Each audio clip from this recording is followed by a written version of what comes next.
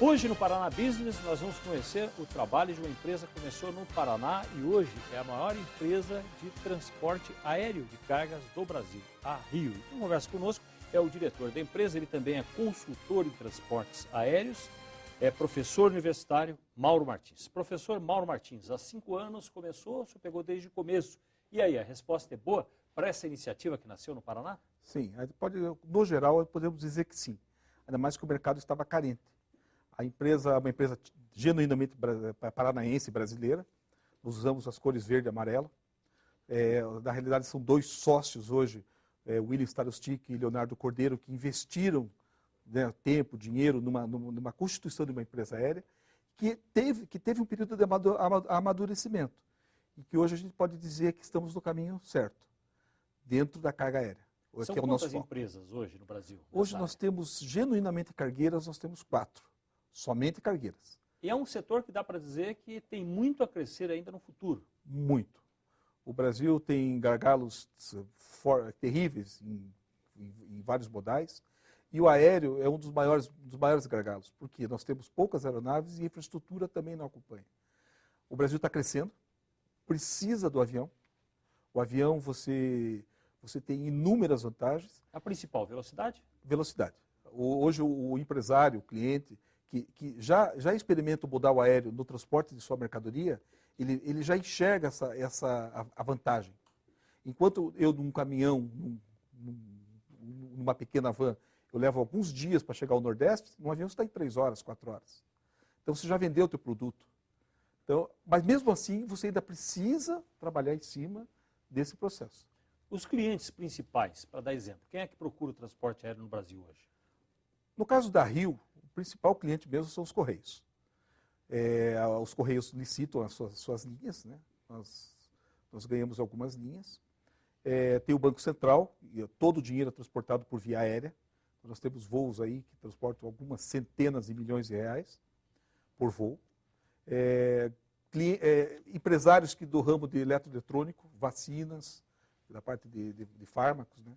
Esses são os principais clientes hoje. Pode crescer? Há países já que trabalham com aquilo que vai pela estrada e passou aí por avião? O Brasil enfrenta uma situação contrária. O Brasil, muita coisa ia de avião e passou por rodoviário. Principalmente em função das nossas empresas. As empresas elas eram efêmeras, ficavam pouco tempo no ar, trabalhavam não com sintonia com o mercado, e você começou a sair do avião e ir para o rodoviário. Nós queremos hoje fazer o inverso. Mostrar para esse cliente que ele pode confiar no aéreo. O aéreo tem seus ganhos. O caro e o barato depende muito da segurança, da velocidade do teu produto. O preço hoje, o que é que dá para dizer? É comparável nas duas modalidades? O aéreo é ainda mais caro. Mas se você colocar o fator tempo e a segurança, o aéreo passa a ser tão competitivo quanto o rodoviário. Em rotas mais longas, como daqui para o Recife, daqui para Salvador, ou São Paulo, Manaus, o aéreo é imbatível. Então você tem um custo-benefício excelente. E onde que está o gargalo logístico para isso? O tamanho dos aeroportos? Por que é que não se usa mais o transporte aéreo no Brasil, já que há essa prosperidade no setor? Primeiro é cultural, né? O brasileiro já experimentou modal aéreo e algumas vezes ele não teve essa resposta. Mas o que a gente vê hoje é que o gargalo de infraestrutura é forte. Os mesmos aeroportos que operam os passageiros, operam as cargas. Então você compete. Você vai para Guarulhos, o aeroporto está completamente congestionado. Aí você põe um avião cargueiro. O foco lá é principalmente passageiro. Então esse gargalo de você não ter aeroportos para carga também entrava o sistema. E a ideia do crescimento, como é que funciona? Depende do que para a empresa poder, já é a maior do Brasil, mas o Brasil é muito grande, tem muito mais a crescer. Como é que vocês veem estrategicamente? Nós precisamos diversificar os nossos clientes, em primeiro lugar. Mostrar a esses clientes que eles podem utilizar o modal aéreo, eles podem alugar a aeronave como um todo. Você transportar produtos perecíveis, produtos perigosos, que hoje o produto perigoso por uma estrada, por uma cidade, é extremamente perigoso, né? Redundante. O aéreo você tem inúmeras vantagens.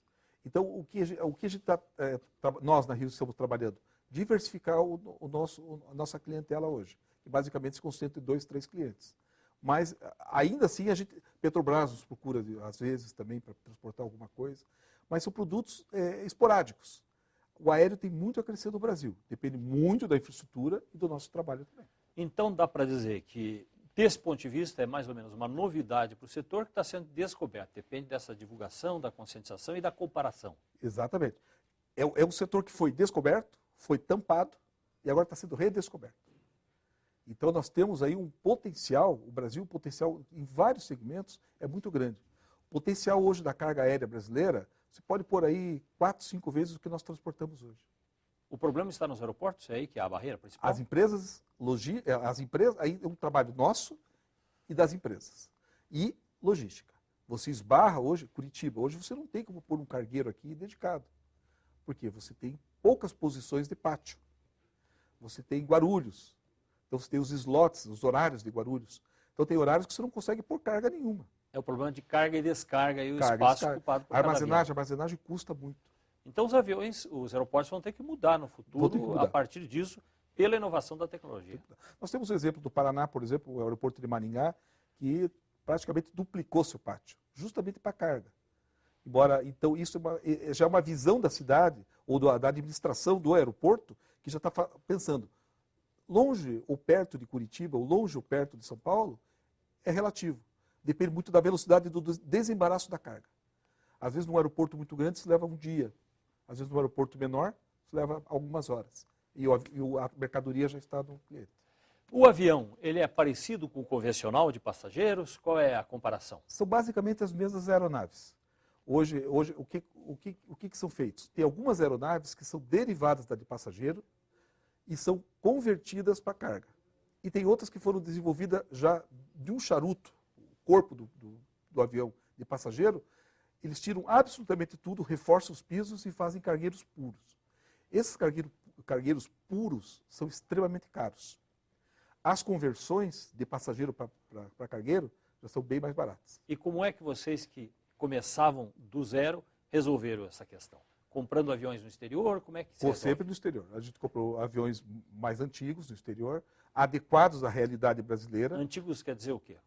Você pega tempo? a aeronave mais de 20 anos. E qual o tempo de vida de uma aeronave? Depende muito. A aeronave ela pode se manter voando ad eterno. Depende da manutenção. Manutenção, então. Agora, você tem outros fatores, por exemplo, o consumo de combustível, você tem legislação ambiental. Então, as empresas aéreas têm que estar atentas a isso. Então, aonde que eu posso pousar? Existe alguma coisa limitante? Então, nós estamos sempre observando isso. Precisamos renovar a frota? Precisamos.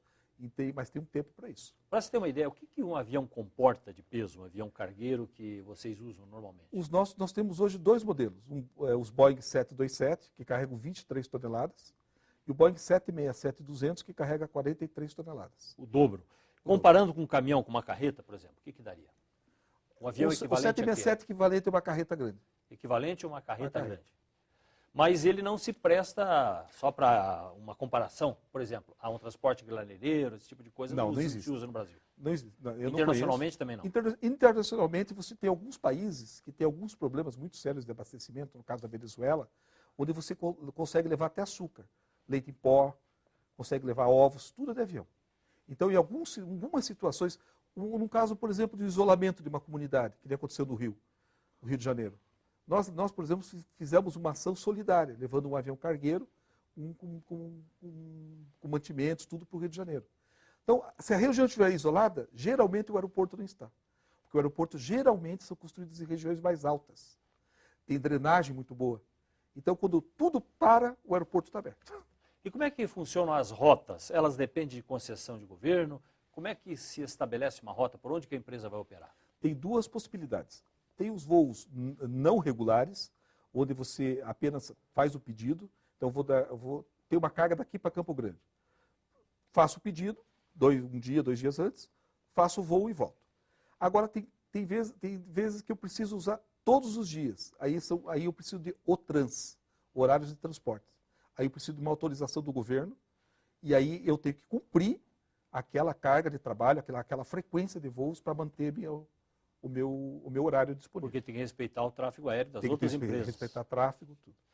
Nós já voltamos, estamos conversando aqui com o Mauro Martins, ele é diretor da Rio Linhas Aéreas, que trabalha com cargas, a maior do Brasil nesse setor, nasceu aqui no Paraná, de empresários paranaenses, E conversamos também, na sequência, sobre a logística dos aeroportos. O que é que precisamos fazer no Paraná para que o Estado possa se desenvolver melhor.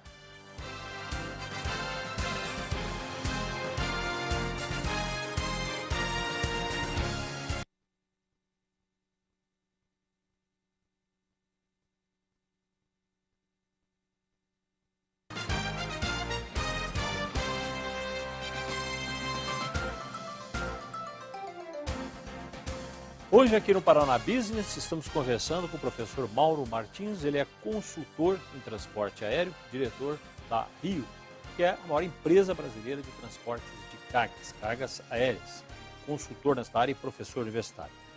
Vamos falar um pouquinho, professor, agora sobre a situação do Paraná. Nós falamos aí seguidamente do problema do aeroporto, há uma reclamação que a região industrial da região metropolitana cresceu muito, mas o aeroporto não comporta.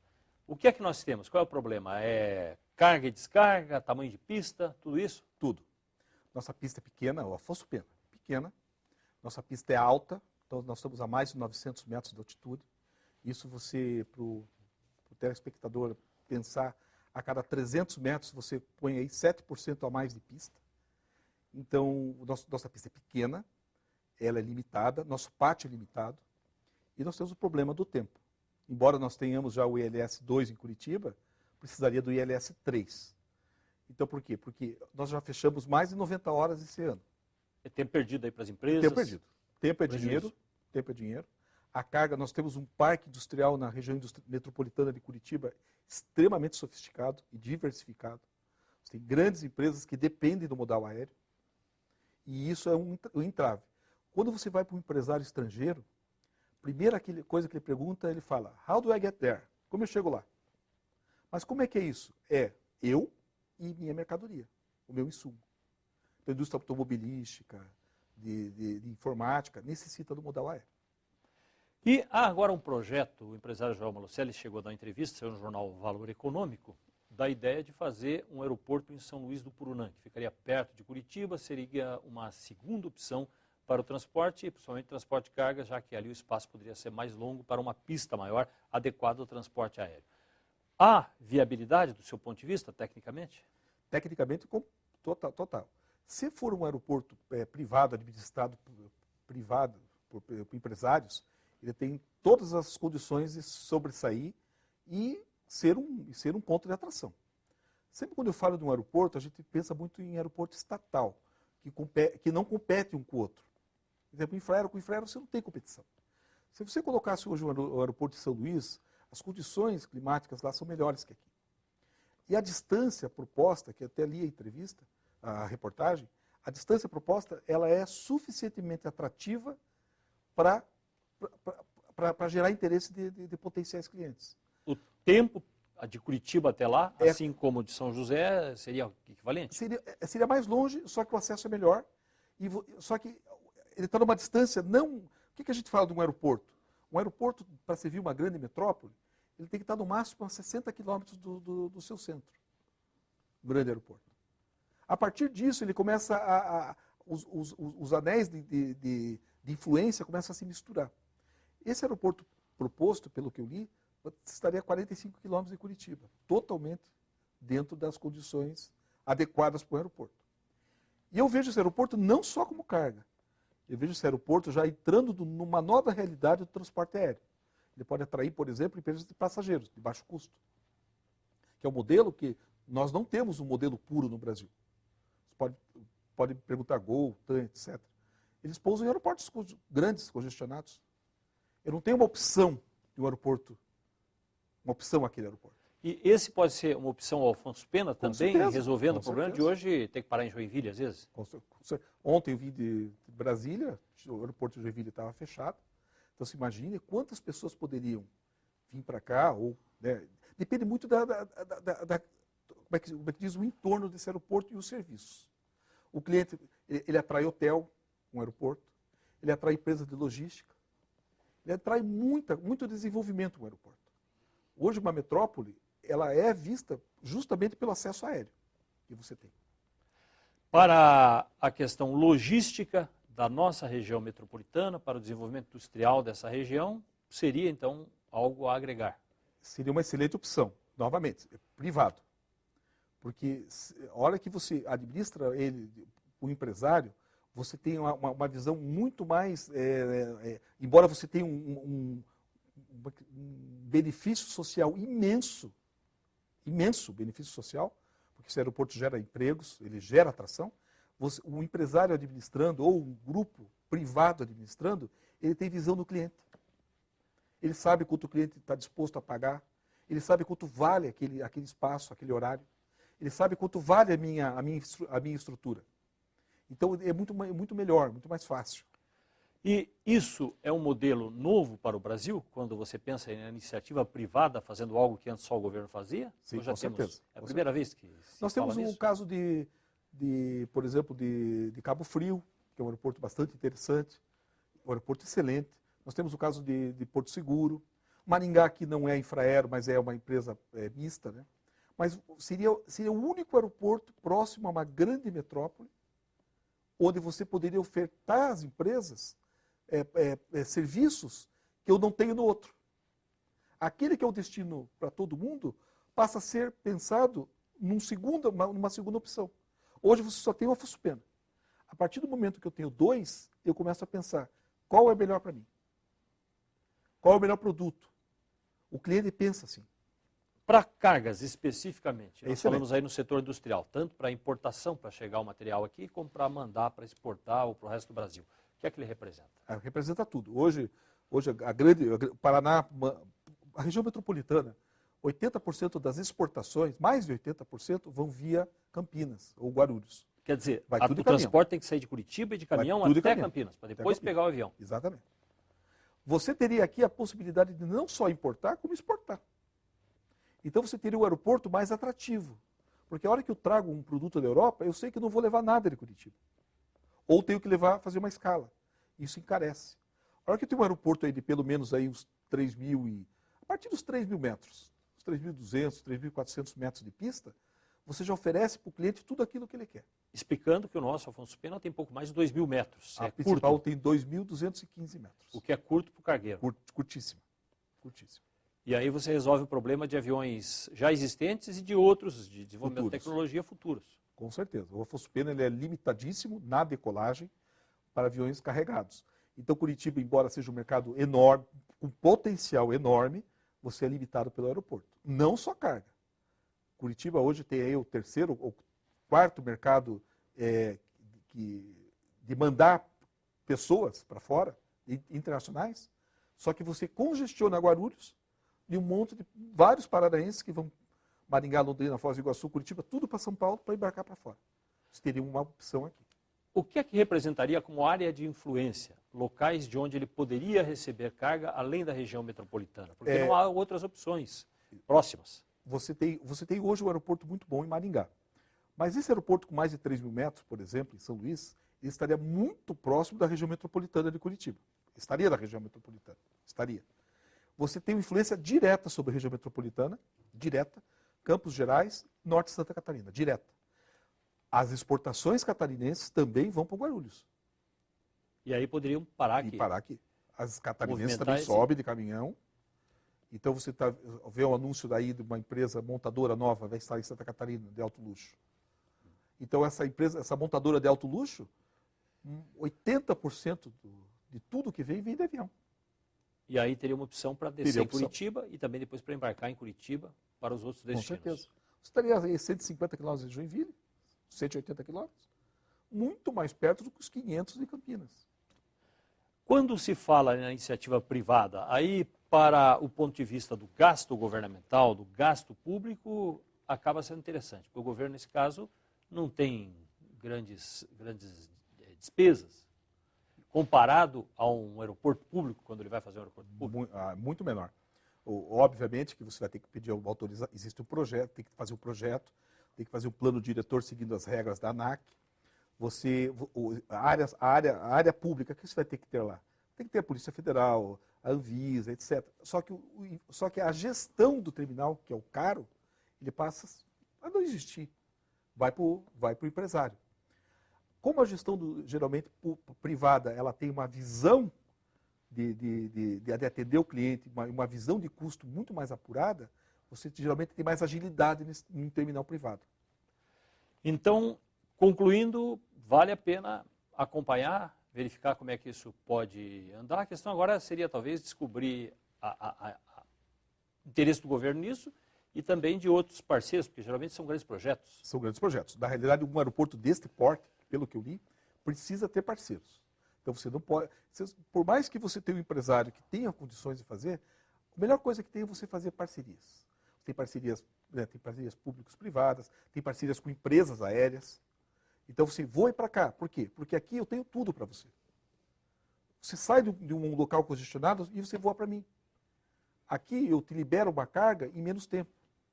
Aqui eu te libero o passageiro em menos tempo. Aqui eu consigo vir para Curitiba mais rápido. Ou qualquer outro lugar. Mas vamos pensar na carga. Você está em Curitiba, você está numa região de 1.000 quilômetros. 1.000 quilômetros de Curitiba, você tem quase 200 milhões de habitantes. 1.000 quilômetros não é nada para avião. Tá certo. Professor, muito obrigado pela presença aqui, Que pelas isso. informações. Muito obrigado. Obrigado a todos. Nós vamos para o intervalo, já voltamos com o Paraná Business.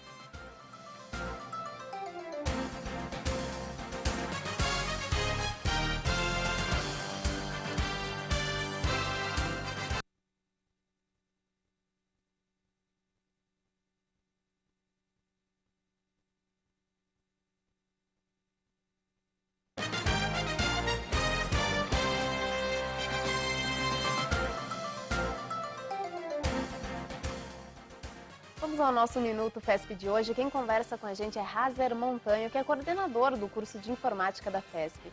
Boa noite, Hazer. Me fala um pouquinho do mercado de trabalho dessa área de informática, área de softwares. O mercado de trabalho está extremamente aquecido. As empresas estão buscando profissionais qualificados. O mercado hoje está oferecendo profissionais não tão qualificados e tem uma escassez de profissionais, tem muita gente que está buscando qualificação. E a FESP está se posicionando muito bem nessa onda toda de qualificação e empregabilidade. E quais são os principais diferenciais do curso de informática da FESP? Bom, a FESP ela se posiciona numa lacuna do mercado, onde você precisa de um desenvolvedor de software com alto conhecimento de gestão, com alto conhecimento de engenharia de software, com alto conhecimento de programação e tanto de infraestrutura. Então não é tanto ciência da computação, não é tanto engenharia da computação. Ele é um curso que vai prover para o candidato, para o aluno, uma base de infraestrutura, onde ele vai poder já se candidatar a vagas em infraestrutura mesmo, e vai ter uma linha toda de software e de gestão e de planejamento estratégico até o final do curso. Tá certo, muito obrigada, Hazer, pela sua participação. E quem conversa com a gente hoje também é o Vinícius Janoski. Boa noite. Boa noite. Me fala como que surgiu essa ideia do diretório acadêmico. A ideia surgiu... Bom, eu sou um aluno bolsista da FESP, ingressei no curso de administração e sempre tive essa vontade de retribuir à instituição todo esse conhecimento que eu vinha adquirindo dos nossos professores. Nós reunimos um grupo de alunos do curso de administração, alunos empreendedores, formamos a chapa e assumimos o diretório acadêmico, que se chama Diretório Acadêmico Joaquim de Almeida Peixoto, que é um diretório histórico, tem 68 anos de história, vinha realizando uma série de atividades e a gente conseguiu aumentar o nível dessas reuniões que a gente tinha semanalmente com os alunos, estreitamos os laços com a instituição, passamos a nos reunir periodicamente com a direção e podemos realizar cursos de oratória, estivemos a cargo da divulgação do terceiro Interbusiness, que é um evento grande da FESP, a FESP nos confiou essa responsabilidade e com isso a gente vem conseguindo ajudar a FESP a se tornar uma instituição cada vez melhor. Tá certo. E qual é a real função do diretório e quais benefícios vocês têm conquistado para os alunos da FESP? O diretório acadêmico, ele representa todos os alunos da FESP junto à instituição, junto à sociedade civil e junto aos poderes organizados, legislativo, executivo e judiciário. Então, a gente conseguiu como benefícios, confeccionamos, por exemplo, moletons da FESP, a modelo das instituições americanas, para divulgar o nome da instituição junto à sociedade, para que quando o profissional sair e for para o mercado, as empresas já possam conhecer, né, esse aluno e falar, poxa, é da FESP, é um bom profissional. E qualquer aluno pode participar dessas reuniões com sugestões, críticas, problemas na faculdade? Como que é essa relação entre os alunos mesmo e não só de quem faz parte do diretório, né? Pode e deve. A gente sempre divulga, sempre está em sala pedindo para que os alunos venham conversar com a gente, tragam essas propostas para que a gente possa levar isso para a instituição e a instituição sempre nos recebe de braços abertos e a gente vai estar tabelando nessas melhorias. E o nosso sonho é que o diretório volte a ser tão forte e ter tanta força quanto tinha nos anos 60, nos anos 70, na época das diretas já, quando a gente tinha um momento político no qual o estudante universitário participava da vida política do país. Tá ótimo, Vinícius. Muito obrigado. Parabéns pelo trabalho de vocês. E boa noite. Obrigado. Boa noite a você que acompanhou o Paranabices de hoje. Boa noite. Paraná Business, um estado de negócios. Patrocínio Vestibular FESP. Acesse suacarreirafesp.com.br. Apoio CBN Curitiba. Realização Band Curitiba.